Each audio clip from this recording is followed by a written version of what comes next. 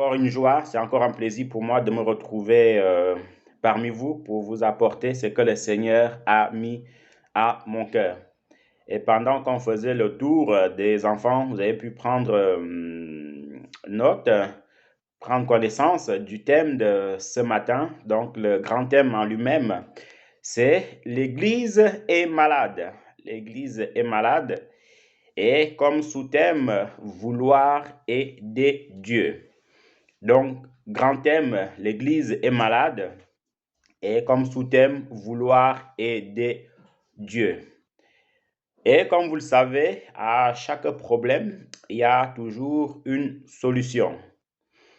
Le problème, c'est la maladie que comporte l'Église ou les maladies que comporte l'Église. Et les solutions se trouvent juste en bas, à savoir le remède, Mon frère, ma soeur, pour essayer d'illustrer ce thème de manière pratique, c'est comme vous le savez, l'Église est l'épouse du Seigneur. D'ailleurs, quand on lit tous les livres d'Apocalypse, il y a toujours ce verset-là qui revient, que l'Église et l'épouse disent, viens, viens, viens, viens. Donc, l'Église étant l'épouse du Seigneur Jésus-Christ. Et vous savez, quand vous avez votre femme qui est constamment malade, vous n'êtes pas en paix, puisqu'il faut l'accompagner dans beaucoup de choses. Si elle est hospitalisée, s'il faut qu'elle ait fait des examens, ceci, cela, vous n'êtes pas en paix en tant que mari. Autant qu'elle sera malade, votre cœur ne sera pas non plus en paix. Pareil aussi, si vous avez votre mari qui est constamment malade ou qui est malade tout simplement, en tant qu'épouse, vous n'êtes pas en paix. Vous voyez, vous n'êtes pas en paix jusqu'à ce que cette maladie puisse partir, jusqu'à ce que cette maladie puisse disparaître. Et c'est la même chose aujourd'hui, frères et sœurs, avec le Seigneur. Son épouse, en fait, est malade. Autant de fois qu'elle sera malade, qu'elle aura ces symptômes-là, le Seigneur ne sera pas en paix. Sauf qu'ici, la maladie que comporte l'Église, parfois c'est l'Église elle-même qui va chercher cette maladie-là, voyez-vous, c'est l'Église en fait qui va chercher cette maladie-là, ou ça peut venir des pièges de l'ennemi.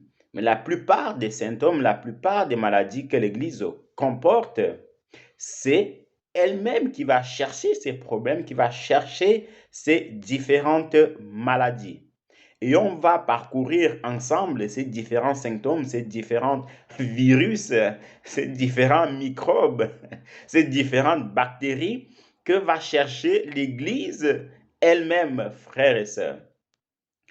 Et durant ce partage, vous pouvez poser vos questions. Vous avez juste à marquer un allô si vous avez des questions ou des interrogations, des choses que vous n'avez pas comprises.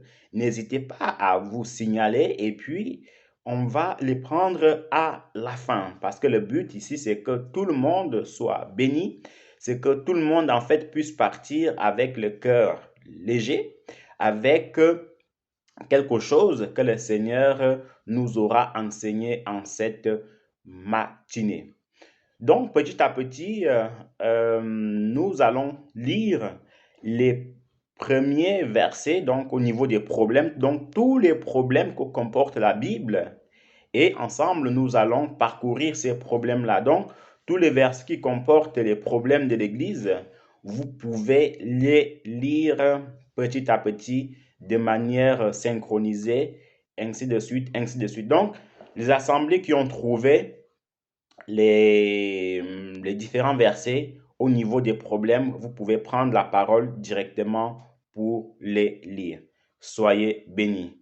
Amen. Nous allons commencer de ce côté. Amen. 1 Timothée 2, le verset 12 dit, je ne permets pas à la femme d'enseigner en prenant le dessus sur l'homme, qu'elle garde une attitude de tranquillité. Amen. Amen.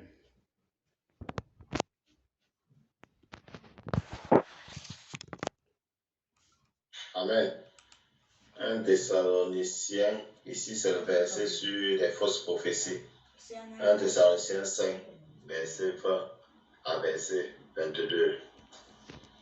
Ne méprisez pas les prophéties, mais examinez toutes choses. Retenez ce qui est bon, abstenez-vous de toute espèce de mal. Amen.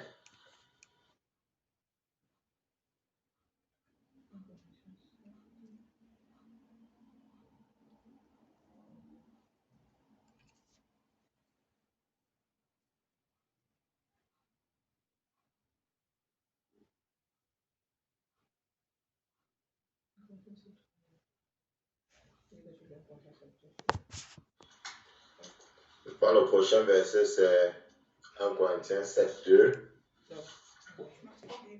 C'est comme si une assemblée avait à trouver. Amen.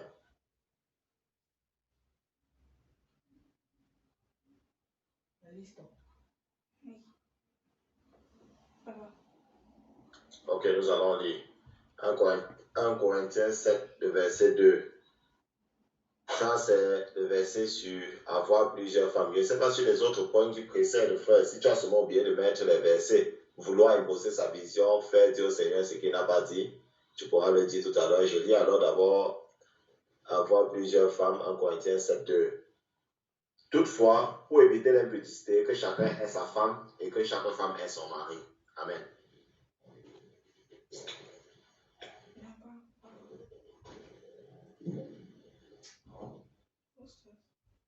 Amen. Galates 1, 8. Mais quand nous-mêmes, quand un ange du ciel annoncerait un autre évangile que celui que nous avons prêché, qu'il soit anathème.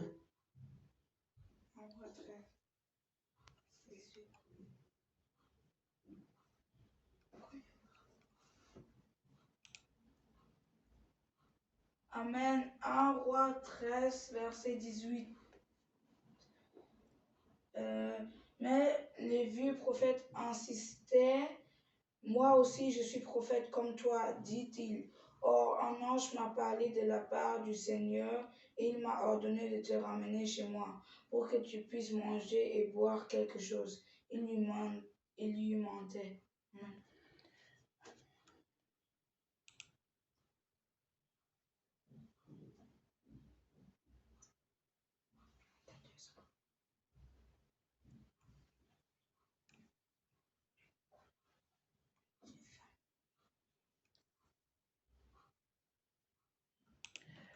Amen. Voyant qu'il n'y a plus de lecteurs, je vous encourage à pouvoir méditer ces versets-là.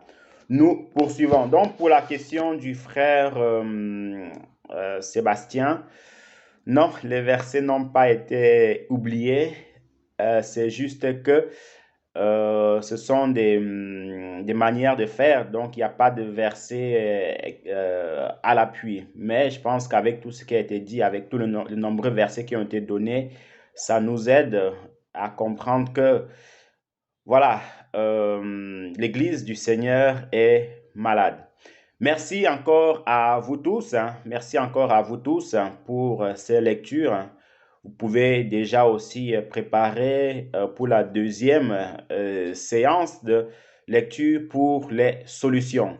Que le Seigneur vous bénisse abondamment, ainsi que tous ceux qui n'ont pas pu lire.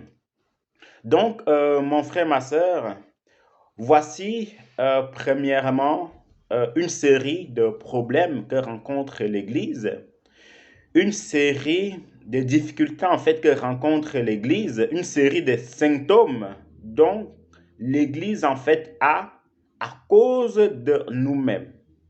Vous voyez, l'Église de Dieu va mal parce que nous-mêmes nous voulons qu'elle aille mal.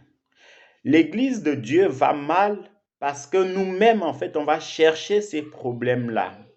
L'Église de Dieu ou l'épouse du Seigneur va mal parce que on veut aider le Seigneur. Mon frère, ma sœur, la meilleure façon, la meilleure manière d'aider le Seigneur, c'est de faire tout simplement sa parole. Vous voyez, c'est de faire tout simplement sa parole.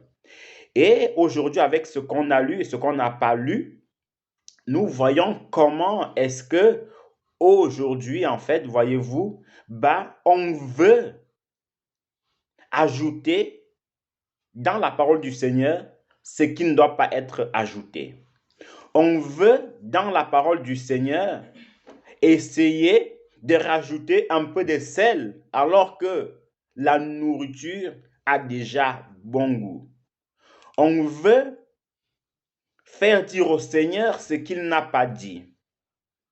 La première chose qu'on a lue, ça concerne en fait premièrement les femmes en fait qu'on retrouve aujourd'hui en train de prêcher. Vous savez, le Seigneur ne modifiera pas sa parole, ne modifie pas sa parole pour, excusez-moi de l'expression, pour nos beaux yeux.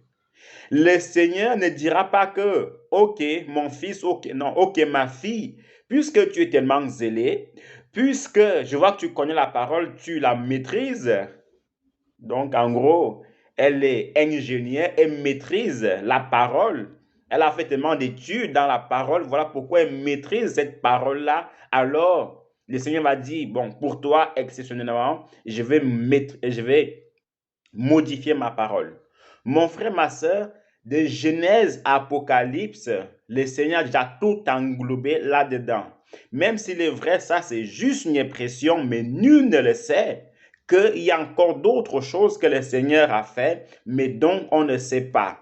Voilà pourquoi dans l'évangile de Jean, la Bible dit qu'il y a encore d'autres miracles, encore d'autres choses que le Seigneur a fait et qu'on ne peut pas l'écrire parce qu'aucun livre ne pourrait comporter cela. Donc, c'était juste une petite parenthèse. Mais, toujours est-il, c'est que nous, on doit s'efforcer à faire ce que le Seigneur nous dit de faire. Le Seigneur dit ici que je ne permets pas. Vous voyez? Il dit, je ne permets pas à la femme d'enseigner. Et ce qui est encore plus grave, c'est que ces femmes-là qu'on retrouve, maman pasteur, dans l'enseignement, ce sont même en fait les hommes, sont leurs maris en fait, qui leur imposent, qui les ordonnent pasteur. Donc le problème n'est pas forcément au niveau de la femme, c'est premièrement au niveau de l'homme, où on voit ces sœurs-là, voilà, on voit ces sœurs-là en fait, aller voir leur mari. Écoute, aujourd'hui, cette nuit, j'ai eu une révélation. Je me suis en train de prêcher, en train d'exhorter tout un peuple. Alors, le mari dit, eh ben, bravo, félicitations. Allez, demain, ordination pasteur. Vous voyez, ordination pasteur. Une femme, peu importe son niveau, peu importe comment elle doit demeurer en silence dans l'église du Seigneur. Dans l'église du Seigneur. Parce qu'on ne voit pas de Genèse à Apocalypse, je dis bien. Mon frère, ma soeur, je sais pas, peut-être c'est moi qui comprends mal, hein. Vous pouvez m'aider hein, si vous avez des solutions. De Genèse à Apocalypse, on ne voit aucune femme enseigner la Bible. Il y a une différence entre enseigner et donner une prophétie.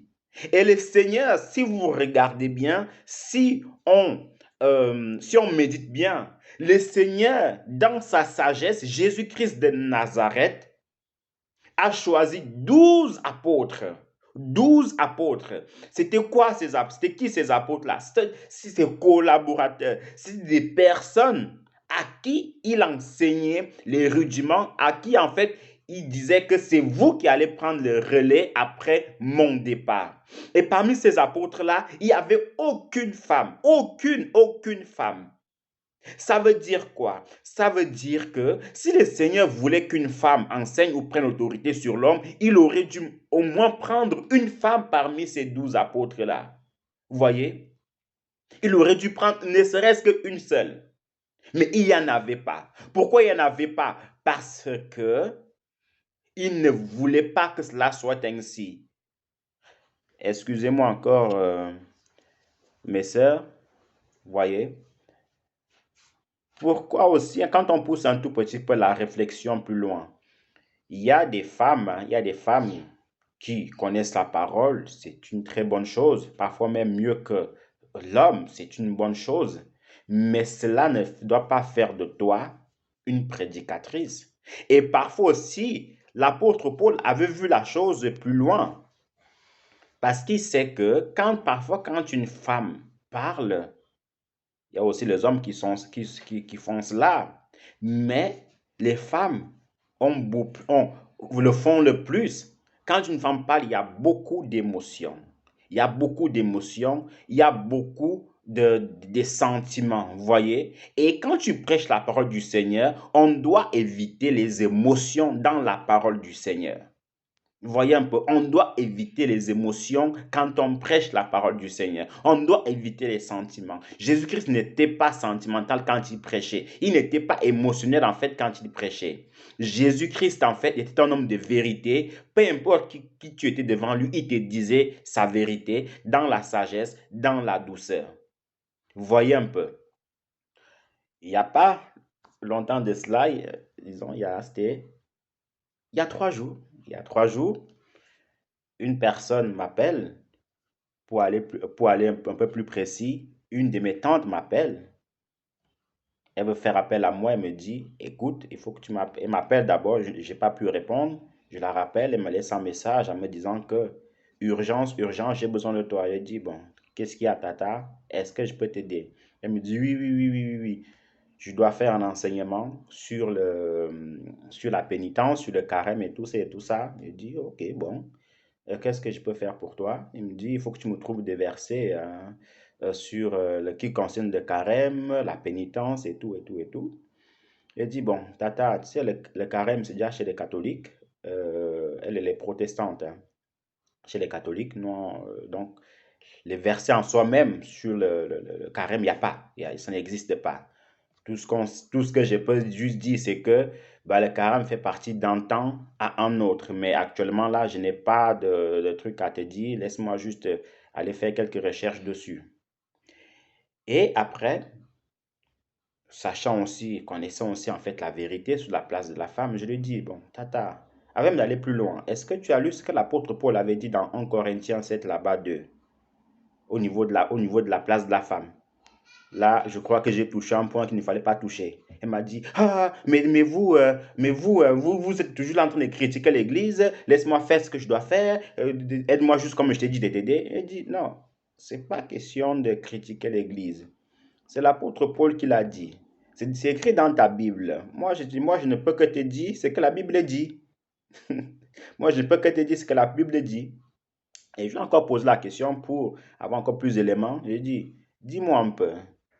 C'est juste une exhortation que tu veux donner ou est-ce que c'est un enseignement?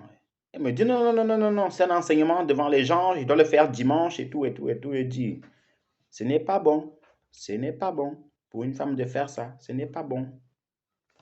Bon, vous savez, dans la vie, vous dites ce que vous devez dire en douceur et en toute tranquillité. Si les gens acceptent, Dieu merci, s'ils n'acceptent pas, il faut continuer. Comme Ézéchiel dit, quand je dirai aux méchants, tu mourras, il faut avertir les méchants. S'ils t'écoutent, c'est bien, il sauvera son âme. S'ils ne t'écoutent pas, au moins, tu serais quitte devant le Seigneur.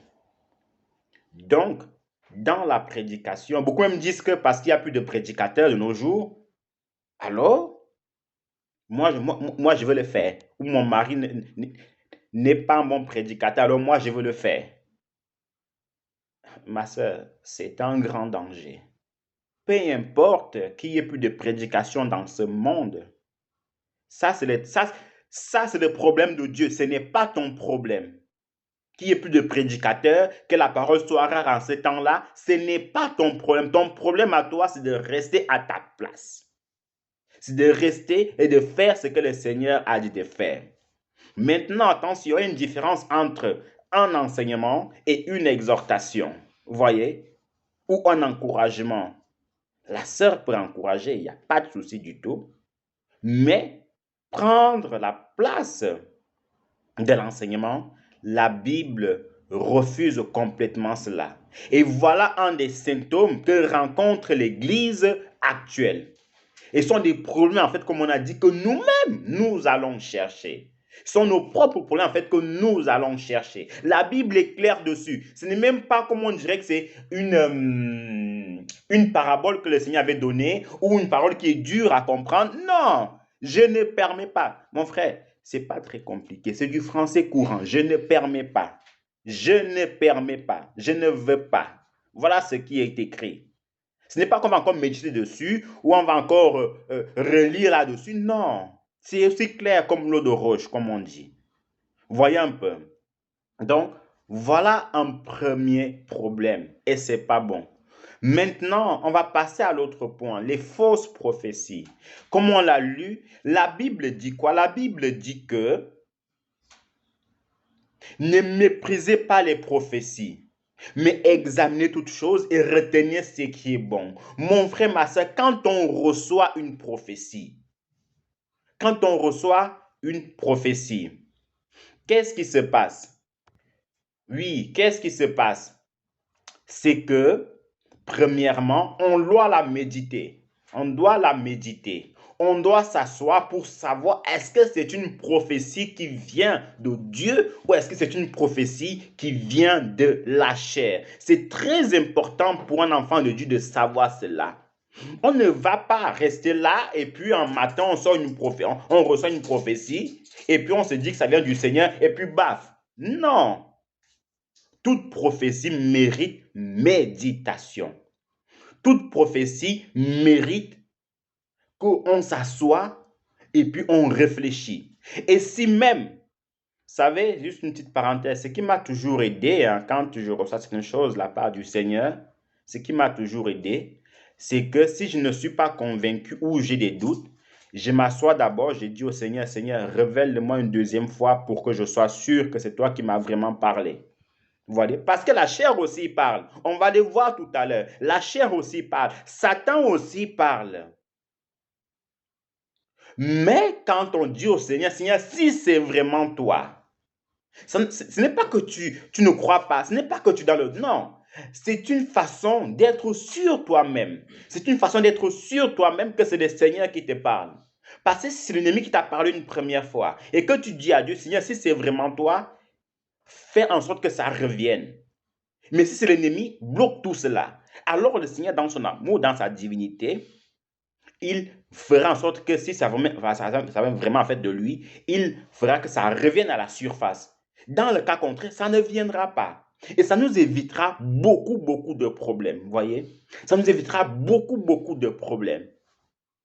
Parce qu'aujourd'hui, on voit des prophéties à tort et à travers. Chacun se lève, où il dit, je suis prophète. Chacun se lève, j'ai reçu une révélation, ainsi de suite, ainsi de suite. On va même en fait lier ce deuxième point avec le problème sur le verset 1 de Galates 1 à 8 et 1 Roi 13. Les anges de Satan qui se déguise en ange de lumière pour donner des prophéties. Mon frère, ma soeur, ce n'est pas parce qu'un ange nous apparaît que c'est forcément une prophétie qui vient du Seigneur. Non, Satan se déguise en ange de lumière. C'est l'apôtre Paul qui l'a dit, Galates chapitre 1, le verset 8. Mais quand même, nous-mêmes, quand un ange viendra vous annoncer un autre évangile, en fait, où on peut discerner que c'est une fausse prophétie, c'est quand il n'y a aucune concordance avec la parole du Seigneur. C'est quand tu reçois une prophétie, excuse-moi une fois de plus de ce terme, je m'excuse beaucoup ce matin, voyez, c'est quand une prophétie n'a de commencement ni de fin. En gros, il n'y a aucun verset biblique qui peut l'attester. C'est le on dit, c'est je pense que, je vois que. Non, mon frère, ma soeur, quand il s'agit de choses comme ça, il n'y a pas de je pense que, il n'y a pas de je crois que, c'est il est écrit. Et c'est ça qui fera de toi une prophétie qui vient du Seigneur. Voyez un peu. C'est ça qui fera une prophétie qui vient du Seigneur quand en fait elle est fondée, elle est basée sur la parole du Seigneur. Sinon, je pense, je crois que, il paraît que, à ce qui paraît, non, il n'y a pas de ça. Vous voyez? Quand il s'agit de la parole du Seigneur, certes, on est bien d'accord qu'il peut y arriver des choses où on peut penser, où on peut croire que oui, ça c'est une chose, vous voyez? Mais ça, dans ce cas, ça reste optionnel. Donc, c'est à prendre ou à laisser. Mais quand on veut vraiment, en fait, que ça soit une prophétie universelle, nous devons le prouver de manière biblique, avec des versets bibliques à l'appui. Il y a plus de 600 ans de cela, un ange de Satan, il faut le dire ainsi, un ange de Satan qui avait apparu à quelqu'un. Et cet ange de Satan-là lui a donné en fait un livre religieux. Et cette religion-là, en fait, elle est en train d'entraîner pas des centaines, pas des dizaines, mais des millions de personnes en enfer. Oui, il faut le dire ainsi. Des millions de personnes en enfer. Parce que quelqu'un appelé Mohamed avait reçu une prophétie venant d'un ange, en lui donnant en fait le Coran, pour lui dire que voici la voie que vous devez suivre. Et c'est exactement ce que l'apôtre Paul dit, que quand un autre ange viendrait vous annoncer un autre évangile, c'est ce mot en fait qui est très important, un autre évangile, que celui qui vous a été prêché, qu'il soit anathème ou qu'il soit maudit. Donc toute prophétie qui va à l'encontre du Seigneur, toute prophétie, tout message qui va à l'encontre de la parole du Seigneur, que ces messages-là, en fait, soient maudits. Excuse-moi d'esprit, soient maudits. Ce n'est pas moi qui l'ai dit, c'est la Bible qui l'ai dit, qu'ils soient anathèmes. Vous voyez un peu? Et cette religion, elle est en train d'entraîner des personnes, des millions de personnes en enfer parce que les gens croient à cela. Vous voyez un peu? Et ce n'est pas bon du tout. Ce n'est pas du tout bon. On a vu aussi dans 1 Roi chapitre 13, le verset 18, que le jeune prophète s'est fait avoir par le faux prophète.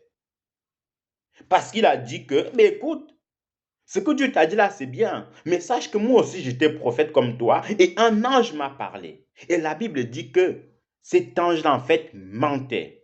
Cet ange-là, en fait, lui avait menti. Vous voyez un peu, il avait menti. Et c'est ce qui se passe aujourd'hui. Les anges mentent, enfin, les anges, Satan déguisé en ange de lumière mentent. Donc c'est très important de savoir que ce n'est pas parce qu'on croit qu'une prophétie vient du Seigneur, qu'un ange nous apparaît, que forcément ça devient de Dieu. Non. Et il y a d'autres choses qui est là, c'est que on se lève un matin, on dit que le Seigneur m'a fait la grâce de créer une église. Et dans cette église-là, tout le monde va s'habiller en blanc. Tout le monde va s'habiller en blanc. Mon frère, ma soeur, ok, d'accord, le Seigneur t'a révélé qu'il faut mettre une église sur pied. Amen. Que le Seigneur te bénisse abondamment, mon frère. Que son nom soit loué. Nous sommes vraiment contents de cette vision-là. Amen. Mais le fait de s'habiller en blanc, c'est quoi? C'est quoi? C'est la tenue traditionnelle de ton église? C'est la tenue que tout le monde doit avoir ou c'est comment? Parce que le Seigneur te révèle qu'il faut créer une église, il n'y a pas de problème. Félicitations, bravo. Mais où tu viens dire à tout le monde qu'il faut s'habiller en blanc, là on ne comprend plus. Parce que dans notre Bible à nous, le Seigneur qui était là avec ses disciples, il n'a jamais obligé ses apôtres à s'habiller en blanc, il y a une couleur quelconque. Donc, laisse juste les gens venir dans leur tenue qu'ils veulent. S'il est venu en bleu, qu'il vient en bleu. S'il est venu en noir, qu'il vient en noir. Maintenant, allez dire que c'est absolument cela, mon frère, ma soeur, excuse-moi, ta prophétie là, elle n'a ni tête, ni queue, ni fondement, ni commencement, ni fin. Et ce n'est pas bon. Ça ne vient pas de Dieu. Ça ne vient pas de Dieu. Parce que dans toute la Bible, il n'y a eu aucun prophète, aucun serviteur de Dieu qui a imposé une tenue vestimentaire. Aujourd'hui, nous voyons ces courants religieux-là, où il faut seulement s'habiller en blanc, pour plaire au Seigneur. Ou d'autres, en fait, vont encore plus loin, disent que avant de rentrer à l'église, tu dois enlever les babouches. Non. Pourquoi enlever les babouches? Est-ce qu'on a vu Jésus-Christ à chaque fois qu'il rentre dans le temple ou dans la synagogue, il enlevait ses sandalettes? Non. Pareil pour les apôtres. Pourquoi toi tu veux rajouter à la Bible ce que la Bible n'a pas dit? Et ce sont ce genre de choses qui fait en sorte que l'église du Seigneur est malade. Donc, cette façon de faire, ce n'est pas bon du tout. Et ce qui est encore plus dramatique, c'est que quand on veut l'imposer à tout le monde, tu veux imposer à tout le monde qu'avant de rentrer à l'église, enlevez vos sandalettes, enlevez vos chaussures. Espérons qu'il n'y aura pas de frères et sœurs qui auront des chaussettes trouées, hein, quand il faudra enlever. Vous voyez un peu. Pourquoi? Non. Non. Si toi, tu estimes qu'il faut enlever les sandalettes, ben, tu enlèves les sandalettes. Si tu estimes que tu peux les porter, porte-les tout simplement. Mais c'est le fait de pouvoir imposer, alors qu'il est écrit nulle part qu'il faut le faire, pourquoi le fais-tu? Voyez? Et ce sont nos propres problèmes en fait, que nous allons chercher. Nous continuons une fois de plus. Vouloir aider Dieu. Voici ce livre de Samuel, où le Seigneur dit à Saul que tue toutes les bêtes, tout le monde, à Saül, pardon, merci, tue tout le monde, et puis ne laisse rien du tout. Ok, le gars, il va à la conquête et tout, il fait la moitié de ce que le Seigneur avait dit, mais il se dit que non, bon, écoute, il y a quand même des vaches grasses ici, bah, je peux quand même en conserver quelques-unes. En fait, ça, c'est typiquement, pendant que je le Seigneur me faisait la grâce de préparer cet enseignement, le Seigneur me faisait comprendre, en fait, ça fait penser à un enfant. Voyez, c'est comme si on a notre enfant, on l'envoie acheter les macabos ou bien la banane au supermarché ou au marché, et lui, il va acheter en fait des ananas. Voilà. On dit, mon enfant, voici l'argent, va m'acheter des bananes. Lui, il te ramène des ananas. Vous lui demandez pourquoi tu m'as acheté les ananas alors que moi je voulais les bananes. Il me dit non, en fait, j'ai acheté ça parce que je croyais que ça allait te plaire. Ah bon? Ça allait me plaire. Donc c'est toi qui sais ce qui me plaît maintenant. Moi, je t'envoie acheter les bananes, toi tu m'as acheté les ananas, toi tu me dis que je pense que ça allait te plaire. Frère, comment allez-vous réagir en face d'un tel enfant? Comment allons-nous faire? Ou vous dites à un enfant, ok, on va au supermarché, reste ici, je vais prendre un petit truc en vitesse, et puis je reviens. Dès que vous bougez, lui aussi bouge de l'autre côté. Vous revenez, il n'y a plus d'enfant. Et vous le cherchez dans tout le marché, vous arrivez à le trouver. Et vous lui demandez pourquoi tu n'es pas resté sur place. Il dit, non, mais en fait, moi je pensais que pendant que toi tu allais à gauche, moi il fallait que j'aille à droite pour essayer de t'aider. Pourquoi? La seule façon d'aider Dieu, la seule façon d'aider son parent, c'est de faire ce qu'il veut, tout simplement. Ce qu'il nous a ordonné, tout simplement. Vous voyez un peu? Et c'est exactement la même chose qui s'était passé avec Saül. Le Seigneur donne un ordre précis à Saül, mais lui, il veut faire comme il veut. Il fait la moitié des choses. Il est en train de dire, moi je pensais. Ok, tu pensais, ok, continue à penser alors, il n'y a pas de problème. Et quand on voit ce qui s'est passé derrière, le Seigneur l'a restitué de ses fonctions, le Seigneur l'a rejeté complètement. Vous voyez? Parti, viré. Alors qu'il était roi, alors qu'il avait tout sur lui, tout ce qu'il voulait, il pouvait l'avoir. Parce que la Bible dit que le cœur du roi est comment en courant, il incline où il veut. Donc en gros, il fait ce qu'il veut. Mais il a fait ce qu'il veut, mais dans le mauvais sens. Si c'était les brebis qu'il voulait, le Seigneur lui aurait donné les brebis. Si c'était les vaches, le Seigneur lui aurait donné ça. Mais il a désobéi. Et ce qui se passe aujourd'hui, quand on désobéit à l'ordre du Seigneur, il y a des conséquences. Il y a des conséquences. Et ça, ce n'est pas bon du tout. Il y a beaucoup de Saül de nos jours. Le Seigneur lui envoie, tue tout le monde. Rafle tout le village. Lui vient, non, Seigneur, tu vois, je pensais que, je croyais que, ainsi de suite, ainsi de suite. Mon frère, ma soeur, n'aidons pas Dieu. N'essayons pas d'aider Dieu. Peu importe ce qui peut se passer. Peu importe. L'enfant de Dieu, le serviteur de Dieu, doit être en fait comme un soldat. Vous savez, quand un pays envoie un soldat en guerre, il lui dit, tu vas là-bas, tu tues. Tu ne cherches pas à savoir autre chose. Tu ne réfléchis même pas. Ton rôle à toi, c'est de tuer. C'est pas très compliqué. Mais bien évidemment, le Seigneur ne nous enverra pas tuer quelqu'un. Je nous rassure aussi. Mais c'est pour dire quoi? C'est pour dire que le Seigneur nous envoie pour faire son travail. Faisons-le tout simplement. Que ça nous plaise ou non.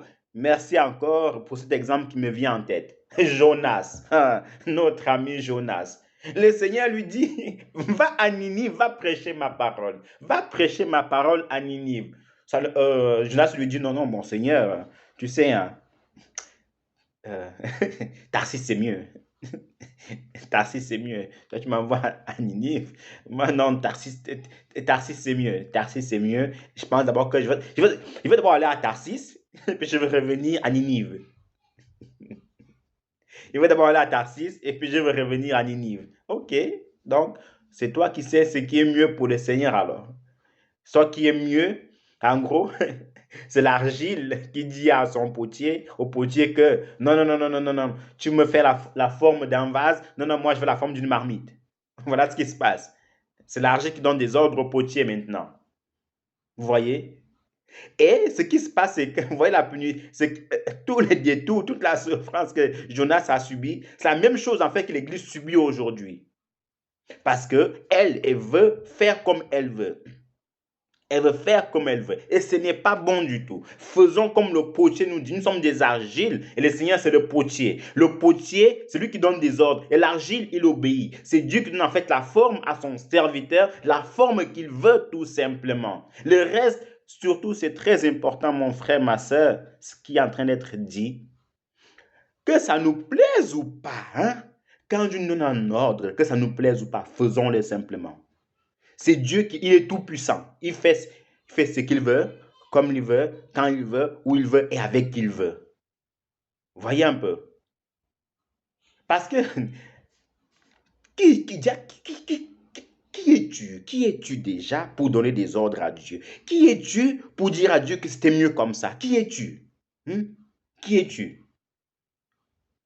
Même les apôtres qui ont vu Jésus, qui ont marché avec lui, n'ont même pas fait cela. Mais toi qui es né, il y a peut-être 2000 ans après les apôtres, 2000 ans après cela, toi qui es-tu? Dis-moi, qui es-tu pour venir donner? La Bible dit dans le livre d'Ésaïe que qui était son conseiller? Qui lui a appris toutes ces choses-là? Qui lui a dit que c'est ici qu'il doit mettre la terre? Qui lui a dit ces personnes? Qui était là quand il a créé la terre et le ciel? Qui était là? Personne. Personne n'était son conseiller. Et n'essayons pas d'être le conseiller de Dieu. Non, il n'a pas besoin de tes conseils. Il n'a pas besoin de nos conseils. Tout ce qu'il a besoin, c'est qu'on mette sa parole en pratique. Ça nous plaise ou pas, nous sommes des serviteurs. Vous savez, des serviteurs. Et un serviteur fait ce que son maître lui demande. Vraiment de grâce, mon frère, ma soeur. Le serviteur fait ce que son maître lui demande. Vous voyez, qui ça lui plaise ou pas. On te dit, tu travailles pour quelqu'un. Nous qui sommes ici, Dieu merci pour l'exemple de terre à terre. Nous qui sommes ici, pour ceux qui travaillent. Ton chef te dit, fais-moi ce projet, hein? Fais-moi ce projet. Le projet ne te plaît pas. Est-ce que c'est pourtant que tu ne le feras pas? Non, tu vas le faire parce que c'est le chef qui te le demande. Le chef te dit, va là-bas, je t'envoie en mission là-bas. Toi, tu dis non, non, non, non, non, non, non, moi je ne vais pas. Tu vas le faire? Tu vas dire au chef que moi je ne veux pas aller là-bas? Non. Je pense que même si ça ne te plaît pas, tu vas quand même y aller. Parce que tu sais que si tu ne vas pas, tu peux dire au revoir ton boulot. Et c'est pareil avec le Seigneur. Ce n'est pas seulement avec ce que le Seigneur nous dit, nous ne sommes pas d'accord, non. Mais ce n'est pas pour autant qu'on ne doit pas le faire. Et les serviteurs vraiment obéissants, c'est ce serviteur-là qui fait ce que le Seigneur lui demande. La preuve, nous-mêmes, en tant que parents, quand notre enfant est obéissant, ne sommes-nous pas contents? Ne sommes-nous pas fiers de notre enfant? Ne sommes-nous pas en joie quand notre enfant est obéissant? Et c'est la même chose avec le Seigneur. Mais quand notre enfant est désobéissant, vous l'envoyez acheter les maniocs, lui il ramène les ignames. Serons-nous contents? Non. Allons-nous jubiler? Non. On sera mécontent de lui. On va me le chicoter s'il le faut. Et c'est pareil avec le Seigneur. Le Seigneur nous chicote quand il le faut, quand nous désobéissons. Donc, mon frère, ma soeur, sincèrement, n'essayons pas de dire à Dieu ce qu'il devait faire. Nous continuons pour terminer la première partie des problèmes. Le jeune Uza, l'histoire que nous connaissons tous. L'arche de Dieu qui était seulement réservée aux sacrificateurs qui devaient la porter. Le petit ou le grand, je ne sais pas quel âge il avait. Et on sait qu'il était jeune. Il voit comment l'arche est en train de basculer parce que les bœufs étant en train de basculer l'arche, ils vont sauver l'arche. C'est une bonne action. Félicitations, Uza. C'est bien que le Seigneur te bénisse abondamment. Tu veux porter en fait une bonne action par rapport à l'arche, parce que si l'arche tombe, elle se casse. Mais la question c'est que mon frère Uza, quel est ton problème si l'arche se casse? Dieu n'est-il pas assez puissant pour le restaurer? Dieu n'est-il pas assez puissant pour faire en sorte qu'un ange vienne le secourir?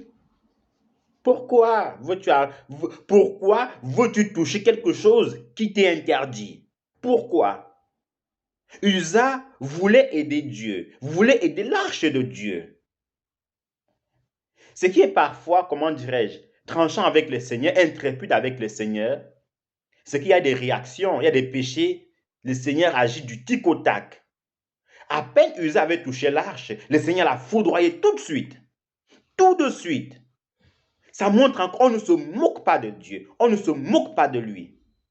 Frères et sœurs, il y a des serviteurs qui sont morts de manière atroce, où les vers en fait étaient dans leur ventre, où ils pourrissaient à cause du péché qu'ils faisaient. Le gars couchait avec toutes les sœurs de l'assemblée. Lui, il pensait qu'il était, voilà, c'était son assemblée à lui, tranquille, il peut faire des sœurs ce qu'il veut, il peut faire des hommes de Dieu ce qu'il veut. Le Seigneur a frappé tout de suite. Et ce qui s'est passé avec Uza.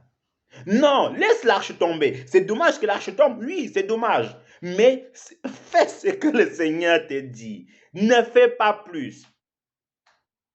Ne fais pas plus. Il y avait des sacrificateurs, certainement d'autres sacrificateurs qui étaient là, qui pouvaient toucher à l'arche. Mais on te dit c'est interdit, c'est interdit. On te dit stop, c'est stop. Mais si tu veux griller en stop, mon frère, ma soeur, attends-toi à l'accident qui va suivre derrière. Voyez, attends-toi à l'accident qui va suivre derrière. Donc, voici un tout petit peu, vous en savez certainement d'autres symptômes que rencontre l'Église du Seigneur aujourd'hui, des bactéries qui gangrènent le corps du Christ, qui gangrènent en fait l'œuvre de Dieu, parce que nous-mêmes, nous allons chercher ces problèmes-là. Vous voyez? Donc, avant d'aller maintenant à la solution, parce que mon frère, ma soeur, il est très important de savoir ceci, à chaque fois qu'il y a un problème, peu importe ce qu'il y a comme problème, il y a toujours une solution. Si les gens du monde arrivent à trouver une solution à leurs problèmes, à combien de fortes raisons, nous, en tant qu'enfants de Dieu, ne trouverons-ils pas des solutions à nos problèmes? Dans la prière, dans la soumission, mon frère, nous trouverons toujours la solution. Ça prendra le temps que ça prendra. Faisons seulement confiance au Seigneur. Il y a toujours une issue à toute chose. Comme je prends l'habitude de le dire, mon frère, ma soeur, il n'y a rien qui soit éternel dans ce monde, si ce n'est l'enfer et le paradis. Il n'y a que le paradis qui est éternel et l'enfer qui est éternel. Mais le Seigneur nous encourage à aller au paradis. Mais tant que nous sommes encore dans ce monde, quand tu sois malade, cette maladie n'est pas éternelle. Qu'on passe par des souffrances, cette souffrance n'est pas éternelle. Qu'on fasse tout ce qu'on veut, il n'y a rien qui est éternel sur cette terre. Ça prendra le temps que ça prendra, mais dans la soumission, dans le respect de la parole du Seigneur, il y aura toujours une solution. Donc, avant de prendre le remède de cette maladie, voilà, parce qu'en haut, il y a les symptômes, et en bas, il y a le remède. Donc, avant de prendre le remède, le paracétamol, la quinine, tout ce qu'on veut, on va prendre là où les questions qui ont été posées. Donc, frère Sébastien, tu as la parole pour ta question. Amen, bien-aimé, que le Seigneur te bénisse abondamment. Donc, c'est vrai que je voulais déjà avoir les remèdes. Je voulais avoir les remèdes à tous ces problèmes-là, mais comme tu as la possibilité de poser la question, je la pose. Et du chargeur La de question, l'ordinateur. c'est, tu as parlé des fausses prophéties. Les fausses prophéties, et là, une des astuces pour reconnaître, pour vérifier en réalité, puisque c'est une question qui est revenue déjà 2 fois dans les dernières semaines, comment savoir si c'est Dieu qui nous parle. On a vu que c'est une affaire très très complexe et on a aussi trouvé quelques petites astuces, entre autres. Mais là maintenant, l'une des choses que tu as dit ce matin, c'était que, bon, quelquefois aussi c'est l'ennemi qui nous parle. Amen. Et que pour donc vérifier, il fallait peut-être demander à Dieu de confirmer. Et que si jamais c'était confirmé une deuxième fois, la chose revenait, alors on pouvait croire que c'est Dieu qui parle. L'ennemi aussi ne peut-il pas confirmer une fausse prophétie? C'est là la question. Même 2 fois, ça peut venir 2 fois aussi de l'ennemi, vrai ou faux. Voilà un peu la question. Amen. Amen. Que le Seigneur te bénisse abondamment et que son nom soit loué pour ta question. L'ennemi peut-il confirmer une deuxième prophétie? Amen. Bon, nous avons tous lu la Bible. Il y a des choses qu'on a oubliées, et moi le premier. Maintenant, jusqu'à ce qu'on peut toujours trouver des versets. Mais ce que je peux dire par la grâce de Dieu, c'est que mon frère, ma sœur, si on a reçu une prophétie, voyez, et qu'on prie le Seigneur, et que c'est une prophétie en fait qui nous effraie, on prie le Seigneur que Père, voici une prophétie que tu m'as révélée, que tu m'as montrée. Si c'est de toi, permets que ça revienne une deuxième fois. Si ce n'est pas de toi, bloque tout accès de l'ennemi. Maintenant, ce que je peux dire par rapport à cela, c'est que mon frère, ma sœur, Dieu n'est pas là pour nous tenter. Dieu n'est pas là pour envoyer des prophéties qui vont bouleverser son peuple et des prophéties qui n'ont ni commencement ni fin,